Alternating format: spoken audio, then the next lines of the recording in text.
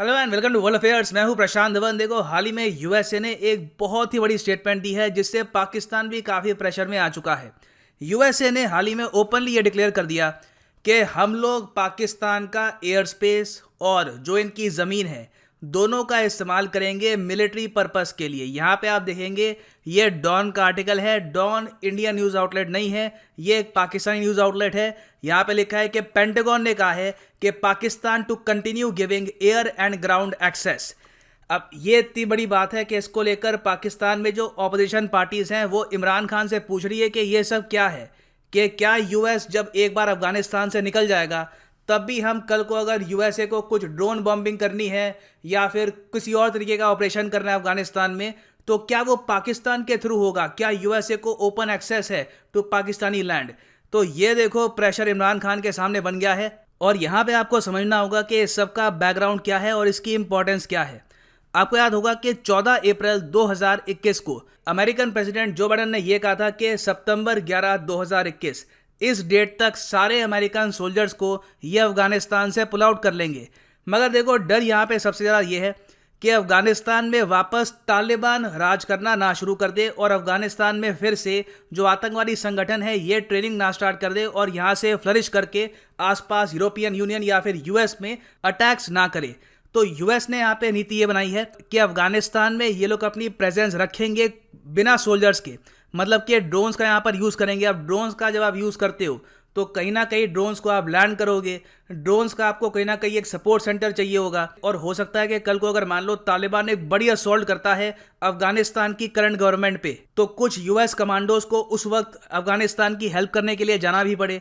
तो उसके लिए यूएस ने यह कहा है कि पाकिस्तान की जो लाइंस हैं हम इस्तेमाल करेंगे जिस तरीके से 2001 में हमने पाकिस्तान का यूज़ किया था अफगानिस्तान पर बॉम्बिंग करने के लिए, सेम तरीके से हम 20 साल बाद 2021 में भी पाकिस्तान का इस्तेमाल करेंगे अफगानिस्तान में कंट्रोल रखने के लिए। और ये बात बहुत ही सभ्य शब्दों में डेविड एफ हेल्वी ने बोली है। और ये bye the way assistant secretary of defence है फॉर इंडो पैसिफिक अफेयर्स। इन्होंने यहाँ पर यह कहा है कि जो हमारी यहाँ पर बातचीत पाकिस्तान से पहले थी एक्सेस को लेकर वही कंटिन्यू रहेगी और हम पाकिस्तान का इस्तेमाल यहाँ पे करते रहेंगे। ना ऑब्वियस ही बात है कि इमरान खान पे ये सब सुन के काफ़ी प्रेशर आया।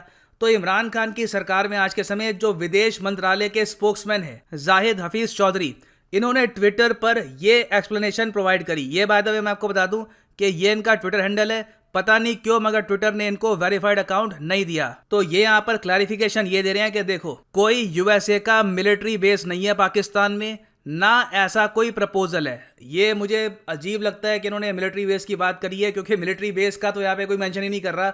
हम यहाँ पे बात कर रहे हैं डायरेक्ट ग्राउंड और एयर स्पेस एक्सेस की। तो यहाँ पर ये झुक गए इन्होंने, फिर ये कहा कि कोई मिलिट्री बेस नहीं है। फिर इन्होंने यहाँ पे एडमिट किया कि हाँ 2001 में हमने इनके साथ 2 एग्रीमेंट साइन किए थे, मतलब पाकिस्तान ने यूएसए के साथ 2 एग्रीमेंट साइन किए थे। एक है ALOC, दूसरा है GLOC। ALOC की फुल फॉर्म है एयर लाइंस ऑफ कम्युनिकेशन, मतलब कि यूएस एयरफोर्स कभी भी पाकिस्तान का जो एयर स्पेस है ये इस्तेमाल कर सकती है अपने मिलिट्री ऑपरेशन के लिए।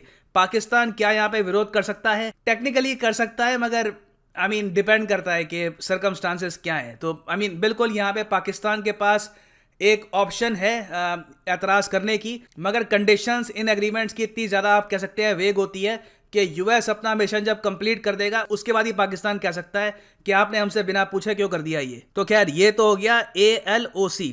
दूसरा है ground lines for communication, GLOC।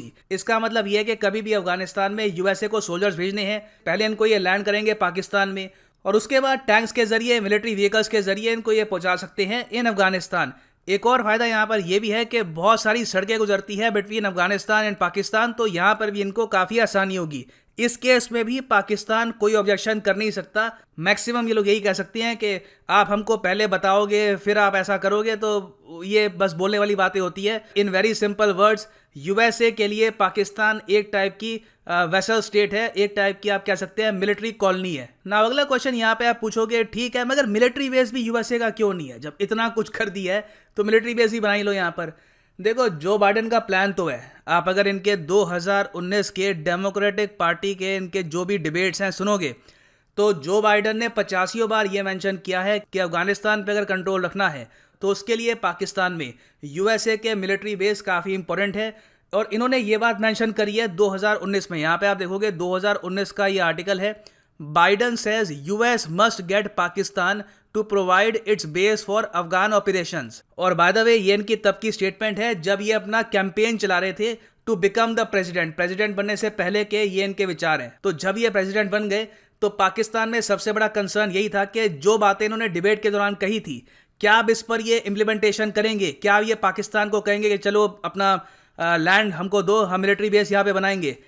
तो देखो ये बात देखते हुए पाकिस्तान के जो विदेश मंत्री हैं इन्होंने काफ़ी बार ये कहा है कि हम कोई मिलिट्री बेस नहीं देंगे। ये पाकिस्तान का अभी के लिए स्टांस है, मुझे पता नहीं बाद में झुक जाए या कुछ और इशू हो। अभी के लिए पाकिस्तान ने यही बोला है कि ठीक है आपको एयर स्पेस यूज़ करना है कर लो, ज़मीन यूज़ करनी है कर लो, मगर ऐसा नहीं होगा कि आप बस यहाँ पे एक बड़ा सा बेस बना के हज़ारों सोल्जर्स को यहाँ पे हमेशा रखोगे, ये हम अलाउ नहीं करेंगे।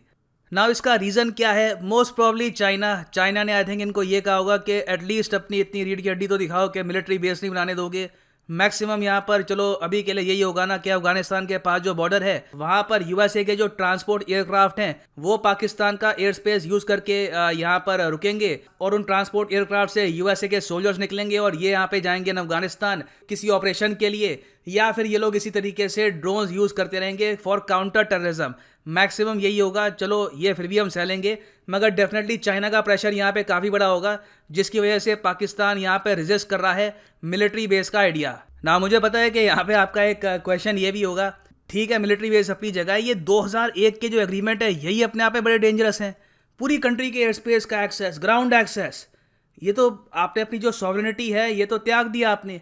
और अब ये भी समझ में आता है कि उसामा बिन लादेन को किस तरीके से यूएसए ने आराम से हंट डाउन कर दिया था, कि कैसे यहाँ पर पाकिस्तानी मिलिट्री को बिना बताए इन्होंने अपने मरीन्स भेज दिए, उसामा बिन लादेन को मार दिया, वो लोग वापस भी आ गए। ये सब भी मोस्ट प्रॉब्ली इन एग्रीमेंट्स के अंडर ही हुआ होगा। तो पाकिस्तान के दिमाग में उस वक्त क्या चल रहा था, इन्होंने कैसे ये एग्रीमेंट साइन कर लिए? कोई और एक फ्री इंडिपेंडेंट कंट्री ऐसे एग्रीमेंट तो साइन करेगा नहीं। आपको अगर हम उस वक्त के पाकिस्तानी प्रेसिडेंट की स्टेटमेंट्स देखें तो इन्होंने ये कहा था कि हमको धमकी मिली थी यूएसए से। 2001 में जब ये एग्रीमेंट साइन किए गए थे तब पाकिस्तान के प्रेसिडेंट थे मुशर्रफ, जनरल मुशर्रफ। यहाँ पे आप देख पाओगे ये एक आर्टिकल है द गार्डियन का 2006 में, जहाँ पर पाकिस्तान के फॉर्मर प्रेसिडेंट ने फाइनली दुनिया को ये बताया कि देखो मुझ पर बहुत प्रेशर था, यूएसए की तरफ से मुझे कॉल आई कि या तो हमको एक्सेस दो या तो हम इतनी बॉम्बिंग करेंगे पाकिस्तान पे कि वापस पाकिस्तान को भेज देंगे स्टोन एज पर, मतलब कि बिल्कुल पूरे देश को तहस नहस कर देंगे। ये प्रॉपर कोट है जनरल मुशर्रफ की कि जो इंटेलिजेंस डायरेक्टर है यूएसए के, उन्होंने फोन पर यह कहा कि be prepare to be bomb, be prepare to go back to the stone age, अगर आपने हमको एक्सेस नहीं दिया। तो जनरल मुशर्रफ ने जस्टिफाई ऐसे किया अपने एक्शन को कि देखो मेरे पास प्रेशर बहुत था, या तो मैं पाकिस्तानियों पे बॉम्ब गिरने देता या तो मैं अमेरिका को एक्सेस दे देता। तो मजबूरी में इन्होंने जो ये एग्रीमेंट्स हैं ये साइन कर लिए हैं और तब से लेकर अब तक किसी भी पाकिस्तानी प्राइम मिनिस्टर, प्रेसिडेंट, किसी की भी हिम्मत नहीं हुई कि जो ये एग्रीमेंट्स हैं इनको ये ओवरटर्न कर लें। मगर फिर भी मैं यहाँ पे कहूँगा कि देखो पाकिस्तान पर इन स्टेटमेंट से काफ़ी प्रेशर आया है। जो अपोजिशन पार्टीज़ हैं ये इमरान खान को घेरेंगी, ये कहेंगी कि आप क्या अलाउ करोगे ये सब। इमरान खान के पास सिंपल बहाना होगा, मेरी क्या गलती है, पुराने एग्रीमेंट्स हैं, पुरानी कमिटमेंट्स हैं, मैं कुछ कर नहीं सकता इसके बारे में। तो ये सब क्या ये बच तो जाएंगे। मगर यूएसए ने यहाँ पर शो किया है कि आज भी साउथ एशिया में इनके पास कितनी सारी पावर है, कितनी बड़ी प्रेजेंस है। और फाइनली यहाँ पर मैं ये भी ऐड कर दूँ कि आप किसी भी एग्ज़ाम के लिए प्रिपेयर कर रहे हैं, चाहे SSC, UPSC, any examination, simply जाओ unacademy.com पे क्लिक करो। यहाँ पर यूपीएससी, बैंक एग्जाम, एसएससी, किसी भी एग्जाम पे जिसके लिए आप प्रिपेयर कर रहे हैं, for example if you are preparing for SSC, click here get subscription और यहाँ पे आप परचेज कर सकते हैं कोर्स। देखो आपको जो 12 मंथ का कोर्स है ये पड़ेगा सिर्फ 542 रुपीज़ का पर मंथ।